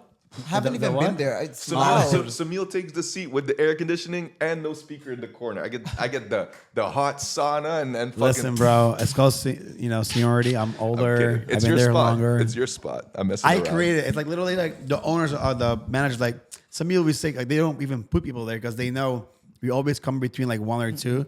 They're like, we're expecting some meal today, so like don't sit anybody there, and then we just come in with all our bags. It's like It from turns here into to an that wall. office. That's how long a table is. So we just put all our bags, bunch of laptops, Let's hard get to drives work. everywhere. I feel bad because I try to keep it like clean, but I got wires and hard drives. And I'm like, motherfucker, go more in the corner. Like you're getting too close to me. I feel like you always have like little brothers. Like Who? you always get like these little brothers. Like you got this one back in Gusto. You got the like move, go over there. Like Go do something. Get the fuck away. No. But when I don't know how we even met, to be honest. But like, I just know like when I met you and I saw you work, I was like, bro, this guy's got motherfucking talent. Thank you, dude. And I always try to push you like wherever I can. Yeah, that's true though, because the first time he did, he was like, "Yo, this guy's gonna come cool," and he was like, he was talking about a bunch of gadgets. I was like, "Oh, shut the fuck up." Like, he's like, "No, this guy's really talented. He's really dope. He's young, but he's really, really good. Like, he's not your typical young guy." And I was like, "Okay, like let's see prove when he me gets wrong. here." But you said it yourself, like he's 23 years old, but like he acts way more mature, and way more goal oriented than the regular fucking 23 I year old. appreciate that. That to be honest comes down to like books. Really? Ooh, yeah. That's something I sure I learned could so vibe with you on. much. Same, but Yeah, I love books. which books? Are, like, give us like 2 books. Like, I'll give you 4. Think and Grow Rich. God damn. Think and Grow Rich was huge. That's what you're reading I too. love. I read the Black Choice though. I read Okay. the Black Choice. Love that book. So good. It's just like a constant reminder of things that you should be thinking about every day. Just like I always do it in the Mindset. morning and I do it at night. So you start off your day with positive reinforcement and you end your night when you're in bed thinking positive things or things that you can be thinking of. I mean, yeah, Think and Grow Rich, The Power of Now. What else? Good one. Power of Now is insane. I need to get back into it. And like I reread them. How to Win Friends and Influence People. Game changer if I you're an have that book. entrepreneur. I just never read it. Never heard about that. I have it. It's I have it like- at home. I it's can, like a I can hack. borrow you the It's book. scary. It's good. I want to. I've only like saw summaries of it Summary. or like on Audible. I was like, it's a good fucking book. Can't do audio And the number one, The Compound Effect. compound. Insane. Yeah. Insane. It's so worth your time. Pick them up. Read If it. you want them, I have them at home. I can borrow them. Yeah. Yeah. I love to Like- do that too. I love to like go through like, okay, wait. But like the thing is with me, I go crazy with everything I do. Like I either do it 100% or I do nothing. I'm like when I'm reading, I'm with a highlighter, and then I read like I set 30 minutes, and then I go on my computer and I take notes from all the stuff. Insane. I know. I read a book one time. I'm like, all right, done next. Oh no. Oh, I get halfway through. I'm like, okay, I need. But I really have ADD problems, whatever, ADHD problems. Yeah, no, you have to commit all the way through. Like Yeah. there's all the knowledge. I you fall just- asleep I just start reading. I'm like, No, Samuel. but now on Audible, I'll go on a treadmill, or when I'm driving. I can't do audiobooks. I can't do Why? audio. I need to physically have the book Yeah. in my hand, go through the pages, swipe. For me, it's go back. Like, ooh, wait. It's a good reminder too. Like I put them on purpose. Like where I have my keys. You know what I mean? So like I'm always like, oh yeah, I should probably go and do that. Or like if I'm killing time and I see like, well, there's an hour before I have to go and do this and I didn't do it already. Like why don't I just go and read for 30 minutes? And sometimes like it sucks. You don't want to do it, but I mean it works out. I keep mine in my beach bag, so I don't have a choice. Aruba vibes. So Reading on the beach is mad. I mean, nice. obviously, I mean, yeah, I sleep, do my bed and I just pass out. I literally just saw a video about that. Like when it's like you start the thing and it's like, and remember when I, and you keep like repeating the same thing because you're so tired. It's like a voice. For me, it's more like, oh, fuck you. You know, this motherfucker lied to me for 1 year. Oh shit! About Voice notes. I told him my phone speaker doesn't work because this guy For makes a year. So I want to send a voice note. Text him. It doesn't go anywhere. But I told everybody. I think even my WhatsApp status is no voice notes. Bro, it's so annoying. But the 2x speed is crazy. 2x Wait, speed so helped me they big only time. have to send voice notes, or they can't send it? They can't send him at all. I don't He wanna doesn't like listen to him. it. So he lied to me like, oh my speaker is broken. Like, just can you type it out to me? text it. Sometimes It wasn't until in Mallorca. It's like, yeah, I've been lying to you the whole time. Wait, what? Sometimes when he's texting me and I see Samil's recording a voice, no, multiple texts. Stop, bro, please. I'm like, fuck. I delete the voice and start typing. Because this is his voice note. Yo, Here we go. sorry, my voice is fried. Yeah. MCing the whole last night. He gives Shit, too there's a much car, there's a detail. car. Like, Bro, tell me. Get to the point. The last 5 seconds, and it's I'll meet you there. Like what? 30 seconds? You kidding me? Not like my time is that valuable, but damn. thank you. Mario has the same problem with me. It's Thank like, you. bro, I know don't I'm not send crazy. me voice. And Bro. he like shits on me about my voice though. Well, no, mine is 40 seconds. Mine You, bro, this woman has fucking voice notes. I'm not even joking with certain people. The shortest one is like maybe 12 minutes. The longest one was 30 minutes. Okay, One that's 30-minute different. bro. The fucking voice notes are. with your friends. It's her friend. Whole day, and then they Oh, pick you up there. God. And it's not like a random A friend. phone call. Thank you. It's not a random friend. She might be busy, so I listen when I can. You know, Yeah, and you could swipe. You can swipe through. But- Don't voice know me though. My phone Nah, I doesn't trust work. me. Fuck you. I don't For like the it. longest time he was lying to me. Voice notes are for when you're driving. You know, sometimes I'm worried, like I'm listening to an Instagram video or something, and they're like, "Damn, I thought your speakers didn't work," but never paid attention never to paid it. attention. I never realized that until you kind of like rattle yourself out. I was like, wait, what? I thought it was hilarious. You've been lying for I a thought it was fucking hilarious. year? Anyways. Because it's good for the people that send it, but for the listener, Like, And really, if you're what are we busy doing? or recording or editing something, like, oh, fuck, I gotta take my time one of my days to read this. But I do want to ask you, obviously, you born in the States, lived in Aruba for a long time, moved to the States for school, went to Mallorca, now in Holland. You've done work, different places, different kind of projects. From what you've learned since leaving Aruba, from what you've learned so far, what are things like that you've learned that Aruba should like pick up on? ooh, that's a tough question. Like, what do you think? Like, oh, Aruba should add this or add that, like for the industry, like content Value, creation. probably. What is it? Value. Yeah. Take your time. What do you think? What is What fucking a return! Like, Yeah, like- Uno. reverse Uno? Like, God no. damn. Excuse me. Is this about you today? So you're the one bringing the value. I don't know though. I guess like what Shark said, like value, like valuing the influencers, the content creators, like pay them what they're worth. But you're gonna pay a billboard for like 2,000 florins a month, which everybody's either driving or on their phone. Nobody's looking at the damn billboard. I mean, you guys, I guess there just needs to be a whole new approach to media because a lot of places they're just not getting their media right. But okay, we can't talk about that. A lot of people, they're not getting their media right, but people still show up. So they're like, well, why should I invest in a photographer or a videographer if I still got I'm- the flow. Yeah, which is a whole, and usually if you talk to those people, they tend to be above the age of XYZ. But You're talking about businesses right now, yeah, right? businesses. Got it. And I think everything could just be amplified and like go up times 10 if you just get the right media, because that's everything. There's not a single business that doesn't need media. Facts. Not try to think of one. There's not a single one. Boats, restaurants, gyms, Everybody. Malls, everything. Everybody. I do agree. But the problem is people don't want to pay. Yeah, It's like, hey, we're gonna go to rotation. it's like I want a $5,000 production, but I only have $800. Can you make it happen? I feel like part of that falls back onto where we were saying is the knowledge of it. They don't even know gotta what the teach them. value is until you teach them, which is what you said is like pulling teeth. But it's kind of the work that has to get put in for the now, so that the later people that come on after, they can appreciate the work that you've done, because now you start setting a new cycle to them, you know? Yeah.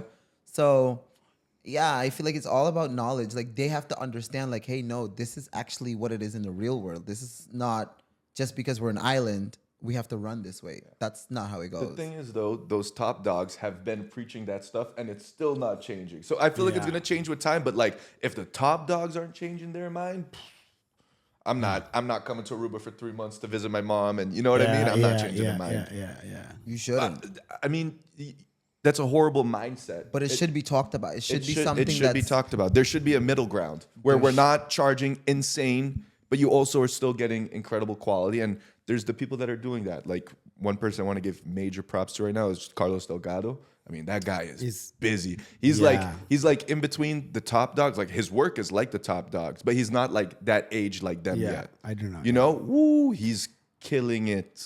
And I think it's really cool too that he got his girlfriend involved in the whole business too as an assistant. So it's like a nice little bit of a power couple. I think they do a little bit of everything: wedding photography, couple shoots. I saw him do something for Ray-Bans and bring like a whole new bar to it with Nito and Anouk. Bro, the whole AI transition, like, I was like, that was fucking sick. That was cool, but like, I mean, yeah.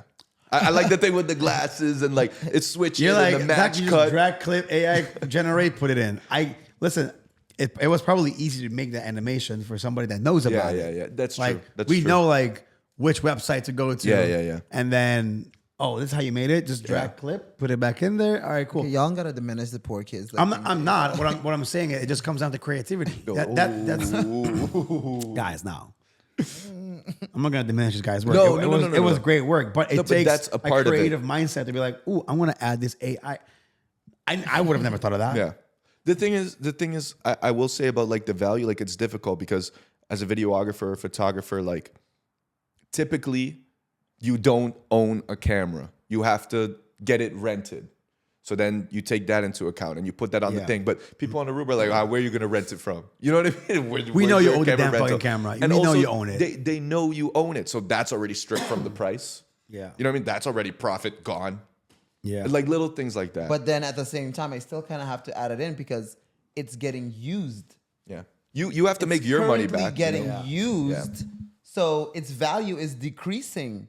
So I need to charge you for my camera. It is what it is. But there's a kid that won't charge you for it. So he's just going to do it. But then that's why these kids also don't have the knowledge that you have. They don't have the experience that you have. So would you ever see yourself coming back to Aruba, not to live, maybe when you on your little visit home, see moms, hey moms.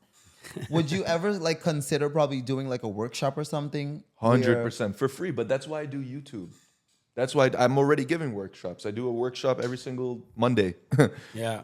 I Still doing it? Yeah. Yeah. I teach everyone about all of this stuff, and I'm so open about it.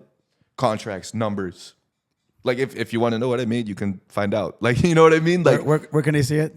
You plug yourself real quick. YouTube, Tyler Cavallaro. It's all nightlife and all that stuff oriented, but there are still a lot of principles that you can apply. Like, I literally show my editing program and every single effect that I use and reason why I do it, and I break it down. And by the time I break down a 2-minute video, the video's 45, 50 minutes long. If you want to learn, you can learn, but Put in the time. yeah, because that's what I did. And I never had this amount of knowledge. Like someone opening the program and showing them step by step what you do. Like that's, I maybe don't last know myself, but that's crazy. Like, And you were filming all this shit you're filming all of this in your dorm back in Yeah. the States. But like, did you also continue while you were in Mallorca? Or did you take a break or? I took a break.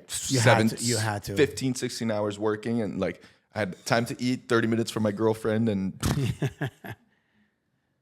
How you balancing that now? understands. yeah, Like with your girlfriend and you being here. Where she live, by the way? Arizona. Okay. Yeah, So long are you guys distance. so Welcome to the club. Yep. Well, I used to be in that club. Yeah. I've been upgraded. Yeah. But We'll get there. how do you balance your relationship? Like, if you're gonna be here, is she gonna come here, or are you gonna go there? Or Yeah, so she doesn't have a Dutch passport. Thankfully, I do. So she can only come for 3 months at a time, and she just did her 3 months in Mallorca. She visited me for 3 months in Mallorca. So now she has to spend 3 months in the States, but then it's also difficult with like, well, she can't just follow me around everywhere. Like she has to have a normal job, and we talked about that. And yeah, let's see how it goes. But I'm the one with the flexible job, so I can move around and I can go to Arizona and maybe pick up some gigs while I'm there, and or just go on vacation. Like, and you guys can meet in Aruba in December for the holidays if she comes down. Yeah. But the most important thing, like balancing that stuff for me, is like I wasn't able to do it in Mallorca. Again, a learning experience, not just business wise, but personally. Setting blocks, like from 8 o'clock in the morning until 10 o'clock is gym, and that's for myself. Like if somebody comes and they're like, discipline, schedule yourself. Yo, can you come and film us at 9 a.m.? I cannot. I'm occupied during that time. It's the gym. Like that's the only way I do it. Then I have like an hour or two for my girlfriend. Granted, we call in between them, but like an hour or two dedicated to just that. An hour or two dedicated to like reading and for your personal stuff, and then maybe a lot more for work, and then some for friends. You know what I mean? Like, but I'm strict like that. Like the same thing with like going in the book and highlighting and all that stuff. Like I do that every time. I don't skip. I don't read the book if I don't have the highlighter. Like it's not even You have to have that discipline. You have to. I'm disciplined like crazy. Sometimes too much. It hurts me sometimes. Like you need to find balance. It'll pay off, That's the thing. Yeah. Like you can't overdo. You can't too much of anything is not good. Yeah. And you need to find that healthy balance of, it's good that you have that balance already, the way you can tell somebody like, hey, no, unfortunately, I already have prior commitments. Yeah. Can't do it. They don't have to know that you're going to the gym. That's not the. Yeah, if you want to fucking scratch your ass on the sofa, you can fucking do that because that's your hour for you and your mental peace and whatever makes you, Tyler, happy. You're going to do that. Yeah. That's your time. And they have to just respect that. It's your boundary. You know? So I think that's super dope. You just have to kind of like apply that with everything that you do. It sounds a lot easier than it is, you know? It's not always. Sometimes you're going to have to compromise your specific hour block also, because now it's like, okay, do I consider if it's good for the business? Like, And that's what I did. Are we okay with? But that can't happen all the time either. I just did it for 3 months. I learned real quick because in college I had it set up good.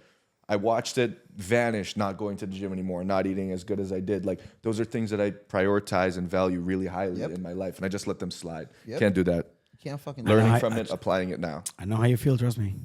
I didn't even go to the gym once in Mallorca. But how hard can we be on ourselves? Like, True. yeah, We were working. balance. Yeah.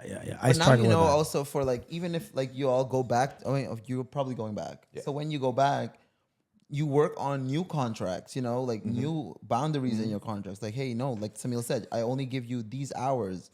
Yeah. After these hours, like my commitment with you is like, this is it. Like I'm going to make sure I'm going to give you the quality and what all you need from me, but you're going to get them within these hours. Yeah. And that's when you kill yourself. You kill yourself in those hours because you know, hey, Tyler, When I after come in, this, peace. Don't text me. Yeah. don't fucking text me. But those are things learning. Like Of I would have course. never thought of that when I was 21 and this job opportunity came along in the middle of school. Like I was just like, that's another thing too, like for young kids getting in the game and whatnot. Like when you get your first job and it's like this, like don't get too excited. Like I told them right away, like, yeah, let's do it. I'm gonna be in Mallorca. I told them like, and they're like, and do you have any and do we have to be concerned about any work? Oh, I don't have any work. Don't worry about it. I'm gonna give you 100%. Is that what you said? That's what I said. Bro, I was so excited. You're I'm gonna happy. working. Like, what? I'm working, and I'm then not gonna lie, that was me too last year. Like, just how much? Yeah. Yeah, You I pay for the remember. flight in the apartment? Of Where do I course. sign? Yeah. And I'm like, I didn't even negotiate the salary. Like, just No. give it to me. Like, no, I did the exact same thing, and I learned. You also, I mean, personally, I feel like you don't learn from those things unless you do it. Like, granted, it was not a stupid mistake, but it was a mistake, and I learned from it. Now I know for the next jobs moving forward, it's things you got to take into consideration. And I'm sure next time there's already gonna be a thing I forget too, but That's how you learn. You live and you learn, you know? Yeah. But do you have like premeditated like contracts already? Like, because I mean, you already got these contracts, so now it's like, let me take these, have them as a backup. Now I know this is what they were willing to offer me last year when I was that good. This year, I'm coming back. I took some courses. Took some new photos. I got some new angles. I got some new perspectives.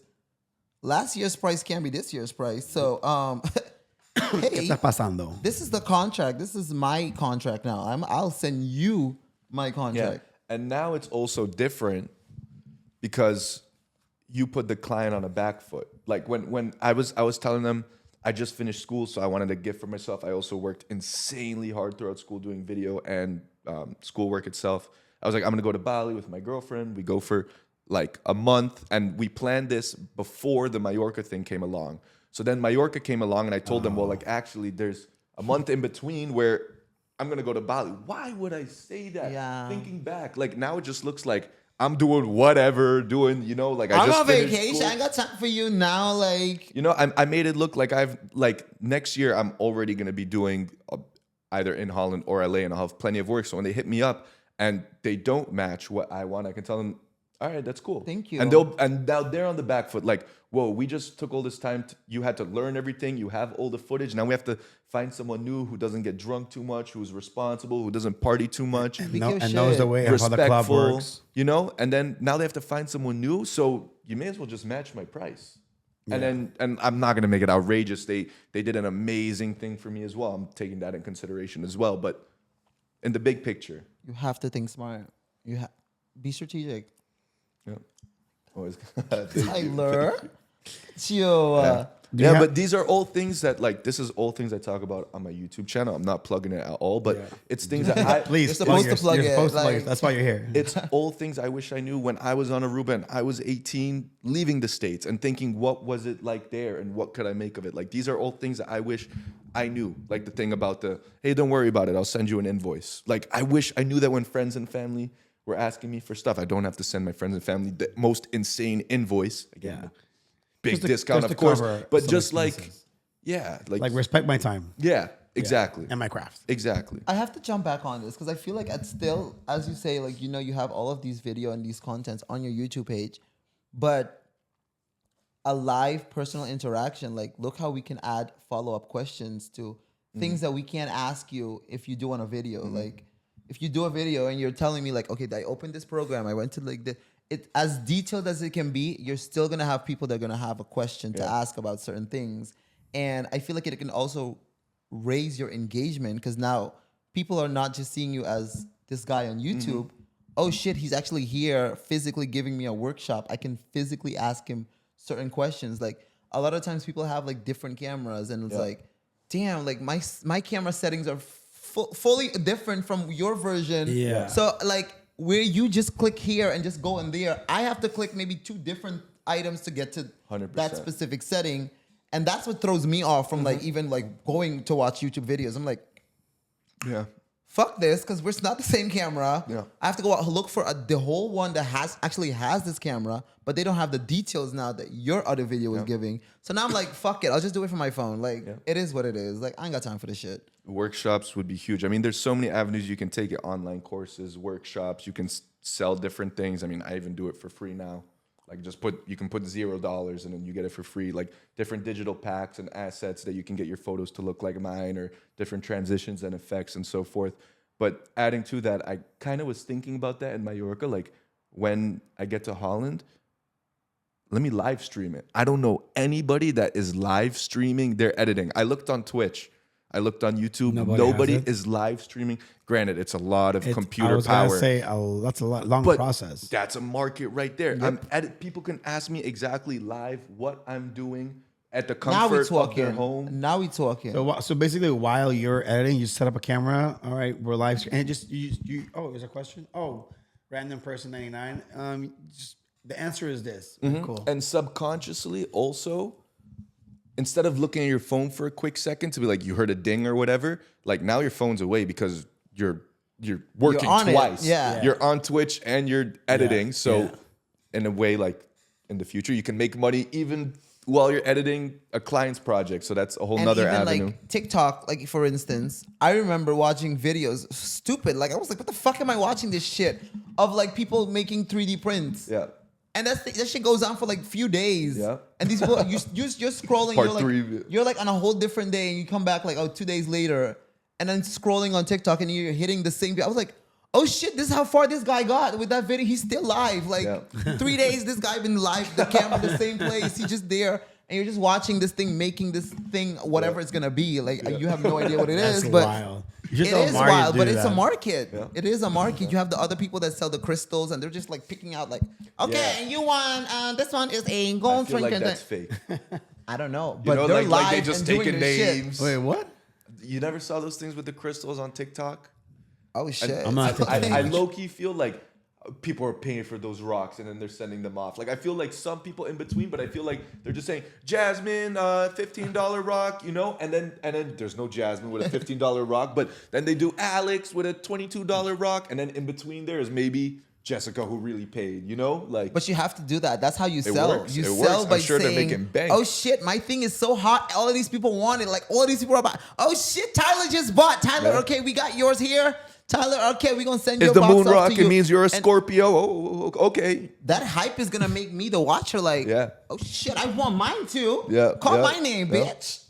Hey, That's the name of the I didn't game. think about Strategic. that. That's the name of the game. That's how it strategic. goes. Not just doing with people that pay, but making the whole. I mean, that comes a little down to. It's scammy, but yeah. You're gonna come after you, huh? Yeah.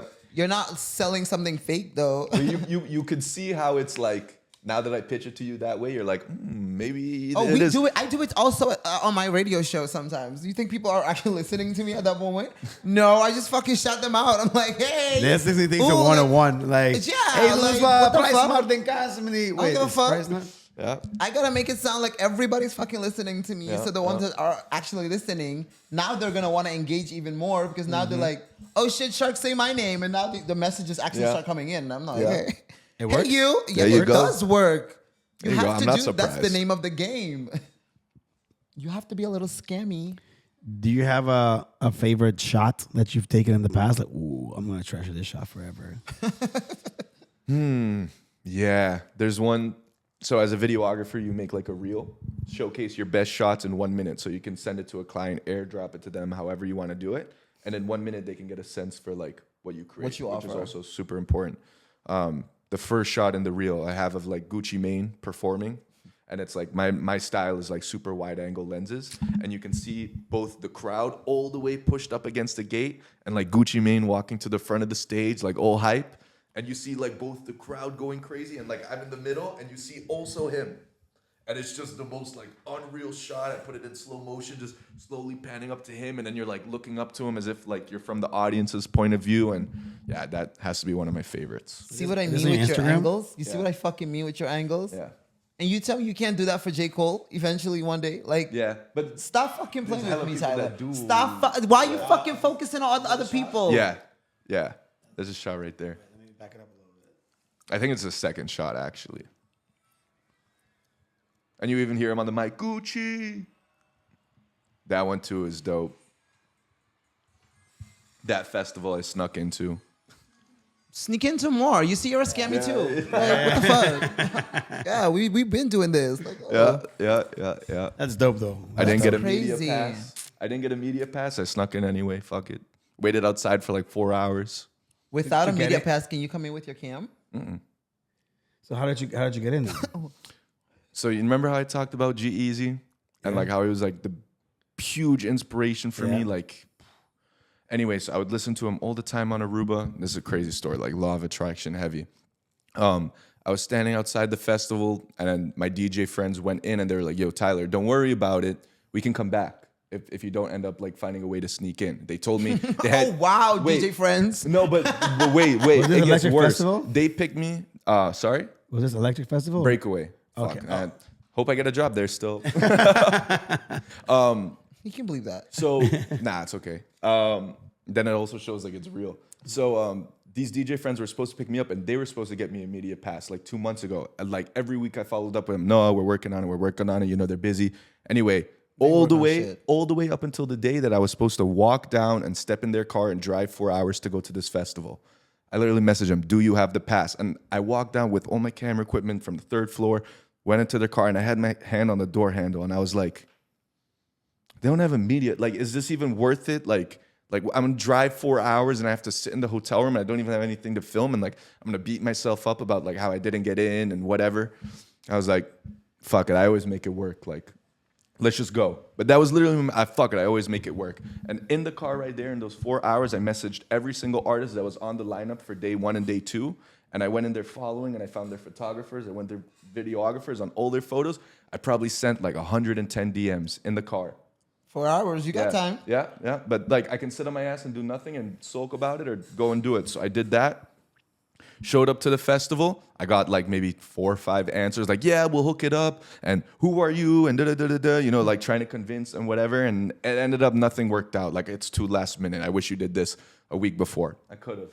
I didn't think of it. I thought I was going to get Your the friends pass. were gonna get it, yeah. Whatever. So I show up to the festival. They say, yo, if you really can't figure it out, we'll come back. And I was persistent, you know, like I told myself. And then after like the first 30 minutes, my phone died, didn't charge it. I was like, shit. I'm sitting watching all these people go in on my camera box, like under like a headlight. And then I'm like, damn, maybe this is the first time, Tyler, you can't make it work. Like, damn, like I really thought you could always just figure it out. Another hour goes by, I look at my phone. We showed up at 6. It's like 9 now. Now it's dark. My phone died. I'm not going to find a friend at a festival. Even with your phone charged, you can't find them. Yeah. Anyway, I'm like, I start looking around the festival. Like, I got to figure this out. Start looking around, nothing. Security guards, every area. I see a guy walk out from the building where I saw all the artists walk in with a video camera. This is my one shot. I go up to him. I'm like, yo, dude, I know you were in my shoes at one point. Is there any way you can help me out? This is my first festival. I was supposed to get a pass. I didn't. He was like, come with me. Let's see what we can do. I'm like, all right. I walk by him. He's literally like in front of me. Like, he's this glass. I'm walking behind him because he has like 6 passes and all this stuff. And I'm just walking with my gear like I'm a second shooter. Yeah. You know what I mean? I'm walking. We together. Right? We passed like 6 security checkpoints. Nothing. I'm like, ooh. Sweating my ass off. We walked 15 minutes the whole wrong way. Happened to work out good because I got to know who the guy is. You know who this guy is? G-Eazy's videographer for the past 6 years. No way. For the past 6 years. And I'm like, I get to know him, and I mean, he doesn't give a fuck about me. You know, he just got me in the festival. I'm a nobody, but like, I'm like, ooh, okay. And I'm like, yeah. And how'd you get here? He's like, they just flew me out. G-Eazy's coming in 15 minutes. The jet just landed. And I was like, oh, so he's about to perform? And he was like, yeah. I was like, all right. Went up on the stage. Security guard kicked me off. I ran into the VIP area, stayed in VIP, got into the photo pit, did my shit. That's like half the shots of my reel from sneaking in there. That's why now I can do it. But man, it worked like crazy. Because I was like, fuck, like when I leave Aruba, I want to film this guy somehow. I want to be a part of his team. And granted, I didn't get to be a part of the team, maybe. You get to meet the fucking head guy. But I got to film him, which is something like I always like preached and thought about and really wanted to do and like visualized. Speak that shit into existence. What's mad funny about speaking into existence is the next day I was like, worked the first time, fuck it, let's try it again. Stayed outside the festival. You know, but that's literally it. Like, you asked for this, you waited your whole life for this. You got it, you got a taste of it.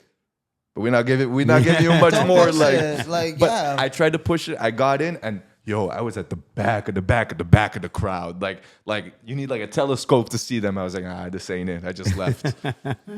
I pushed my way to the front. People with like camera gear. I was like, this ain't it. It's not worth it. It's not worth it. But it was big realization. Did you stay in contact with the videographer? Did you get this info? Nah, I took you don't give a fuck about that little boy.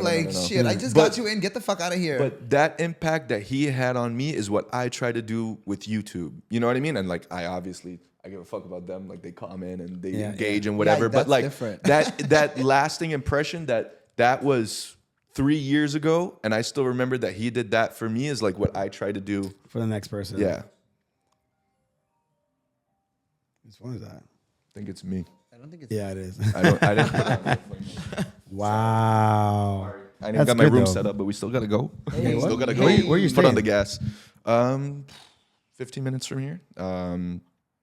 Like, you stay at a friend's house, outside family, the rings of or Amsterdam. I'm staying at a friend's house, but he just moved out of his room and moved into a bigger one there. So that room was available. Okay. Mad reasonable rent. Place is like a shoebox. Bed. I have room for a desk and some clothes, and that's that. But that's the journey. What you need right now. yeah. So I think we're reaching the end here, but I got my last question. Alex, do you have any more questions you want to ask? You love rap music, I noticed. Like, You into the rap? G-Eazy, J. Cole, Gucci Yeah, Mane, but like, everybody gonna laugh at me for loving G-Eazy because he's that like white guy that tried to be like and like he's like Macklemore. But hey, I fucked with him. don't I get love it his twisted because we message. love them Yeah, on the side here. So like, don't get that twisted. yeah. Okay, but I do want to know like, what is your like top 5 goals like did you want to achieve in the next 5 years? Build an incredible team of like-minded, passionate, hardworking videographers and photographers myself that I can help make the barrier less difficult for them to get these massive gigs, break down that barrier that seems to be difficult. Yeah, grow an immense following on YouTube and be able to continue to teach all of these things to people as I grow. And you really see the journey, which I think will be super, super, super dope as well. Work with the top of the top in terms of like whether it's DJs, because I also love EDM, not just rap. I love EDM, like house music and all that stuff. Work with the best in the game. Try to make my way up there. I don't care how long it takes. Like just work hard, and I know that I'll get there. So that's 3 other big goals. Yeah, be able to continue doing video and photo stuff freely, like not having to worry about income and like and yeah, and then maybe last, like being able to come back to Aruba and helping people there, like breaking that barrier between like the really big dogs and the people in the middle, like maybe becoming one in the middle that starts to move to the top and doing stuff down there too. Because this lifestyle of concerts and nightlife stuff is insane. It takes a lot of energy. It's you show up at 9 o'clock with the DJ or the artist, they perform at 11, you film their set for like an hour, running around the whole thing, then you edit it to have it ready the next day. So you're dumping all the footage, and you're not like in your room with a big computer screen. You're on the tour bus with a little thing with like your computer like this, or like you're on a plane like trying to finish it for the next day. Like that's not sustainable forever, you know. But that's why I would want to build a team of people to go and do those things as well, that are young 100%. And want to do it like I was at one point. Yeah. Come through, Mr. Tyler. Yeah, I really all those goals have to do with video and photo stuff, and I really want to take it as far as I can. Like the sky's the limit. Just how hard do you want to work to get there, and what do you want to sacrifice? So no, I realize with all the interviews we've been doing, a lot of people have like very similar answers. Like, I want to be that guy who's gonna help the next person, or be the example for that person, because that person never had a person like me. Yeah, that's like one silver lining that I've started realizing with everybody we've interviewed so far. A lot of the information is gate kept. Yep. Yeah. But I think that was like a thing with like the older generation. Yep. To be successful, it's like, oh no, Yeah. this is my secret sauce. I Well, can't tell it to you. You got to think about it now too. Like now, everybody has a camera. Like back then, like it was like you. Even I here. mean, my camera was still expensive, but think about back in the day, like. Yeah. This camera is worth more than the cameras back in the day. That was like $20K. Like this does a better job now. Yeah. All right. Big facts. Sorry, you had one more. You had a question. Yeah, I mean, my final question would have been is for someone in Aruba who's starting out or is already in it and is like, you know, having hiccups. What is like 3 tips? Like these are the 3 things you need to make sure you have if you go into the videography space or content creation space. Work ethic, especially on Aruba, and knowing how to like communicate and working with people. I would say that's number 1. 2, learn as much as you can and continue to apply it.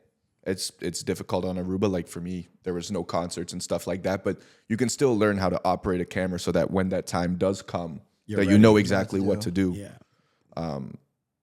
Yeah, and the biggest portal to doing that is YouTube. Like before I even bought my camera, I was so excited that I knew what every button did through YouTube when I got it. So like, yeah, I may have forgot 1 or 2 things, but like I already knew, put the battery in, charge this, boom, let's take pictures. Like I didn't fuck around. Like I wasted all that money on it. I was like, let's make this back. And then the last tip for somebody on Aruba, keep an open mind.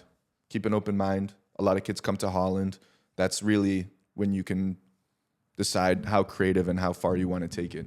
In Aruba, I feel like it's a little limited, Very limited. especially when you're younger. When you're older and like you also kick things into high gears. Like, damn, I got a family now. I got a wife, yada, yada, yada. I got a home. I got all these things. You got more responsibilities. When you're young, you don't have that much to worry about. Push it. That's why you're in the best position right now. Push it as far as you want while you're young. Work crazy hard. Work harder than you think you have to work. And just have good people around you. It's facts. Because I'm 33 and my energy level isn't the same when I was fucking 23. And when you leave Aruba, I know it's difficult. This is something like really, really, really deep to me. Like really personal. Like when you leave Aruba and you go somewhere new, try to not only hang with the people from Aruba. This is what a lot of Arubans do. Because I don't blame it. Like, of course, like you're comfortable with those people. You're going through the same thing. Maybe they've already been there for 3 years. So now you want to go and hang with them and get set up with them and do the whole thing. You know, but then all of a sudden the new friends, the people you met at school, like, oh no, well, I actually already have plans, like with somebody from Aruba. So then they stop inviting you and they stop doing things with you. Like, how about invite them to come with your people too? And or just do things with them. Because otherwise you trap yourself. And I see it now, people who are here for 4 years still have no friends other than the people from Aruba. And that shit to me is like, didn't you leave for that? Like connections. You went to college, you met all these people. You have no other connections other than that. Like that shit is like, yeah, it's disappointing. And it don't get me wrong, it's hard. I was in the same shoes, but looking back on it now, I did it when I went to the States. I did it. Sure, you can do it. It's a lot different. And then there's a lot less locals, Arubans in, well, it's maybe like 2 or 3 locals that went to CCU, but other than that, you don't have a choice but to mix with Americans. I get it. It's comfortable, but I can try to highly advise. Don't do that. To expand. Yeah. Keep them there. Expand. Like part of from what my knowledge is, from what I've understood from some of the Arubans, is that the comfort that they get is because there's like kind of like a lot of like racism here. And I feel like it's like reverse racism from what we experience back home, where they tell all the Latins like, oh, go back to your country, go back to your country. Yeah. And then now all the Arubans come here and now they get treated to like, oh, go back to your country. Yeah. So now it's like a whole different feel of like, oh shit, we used to do this. Oh, now I am this. Sorry, Latins. Like now I get what you were going through. So I think that's some of why they stick to each other, because the Dutch people don't really fuck with them like that. Yeah. So facts. That's kind of like a perspective that I got from people that's why they kind of do the whole and it's hang with comfortable. The locals. It's definitely a comfort zone. I think that's like it's kind of an excuse in my opinion. Yeah. Because I feel like not all of the Dutch are racist. So like, True. You'll meet some that you can just put them in their place. Like, fuck your racist ass, sit over there. There's also internationals here. That's my thing. So there's like multiple like people that you can mix with. So I kind of feel like that was kind of like an excuse, but I can understand it. Yeah. All right. Well, Tyler, thanks for your time. Yeah, more than welcome. Thanks for having welcome me. to Holland. Really appreciate it. I hope everything goes well with you in Holland. Hope you get in all the clubs with a media pass. Yeah. Not Finally. fucking sneak in like. No, but you definitely made the connections in Mallorca, because a lot of Dutch people already go to Mallorca. So you already have like a foot in the door. Yeah. So wish you the best of luck. Thanks for coming. I appreciate it, guys. I definitely don't want to hear anything from you until you can like come back and like be like, Shark, guess what? You won't believe who I We filmed with for. J. Cole right now. All right. We better FaceTime. I was like, yo, remember that time? Yeah. And I feel like that's gonna happen within the next 3 years. Yeah, dope. Tops. Thank you. No. Let's see. I don't think 3, but I do. I think 2. Let's go. Let's go. like, But I 3 is too long. definitely see Yeah, it. So work towards that. Make sure that's part of your goal. So real quick, can you plug Dream yourself big. real quick? Well, real quick. Real quick. Real quick. Nesquik. But where can people find you? Plug your YouTube, your Instagram account, wherever. For the 4th time right now in this episode. yeah, I think it's the 5th, but go ahead. Nah, for good reason though. The only thing I would want to plug is my YouTube. Like Go just crazy. just come through to that, because I mean, even if you check it out, you'll learn so much from there. Yeah. And it's cool also, like from there, I also created a community of people who are in this space that can talk about nightlife and video stuff and or ask questions, sell their gear, all that kind of stuff to like give That's back in a dope. sense too. And that's on Discord. And if you're interested in that, that's also on my YouTube. Oh, dope. Oké, vraag en aanbod. Yeah, a little bit of everything. We need to start a Discord for this channel. Really fucking up. Big time. All right, Tyler, thanks for coming. Guys, thanks for watching. And we'll see y'all motherfuckers next week. Peace. Peace. Hey. Nice.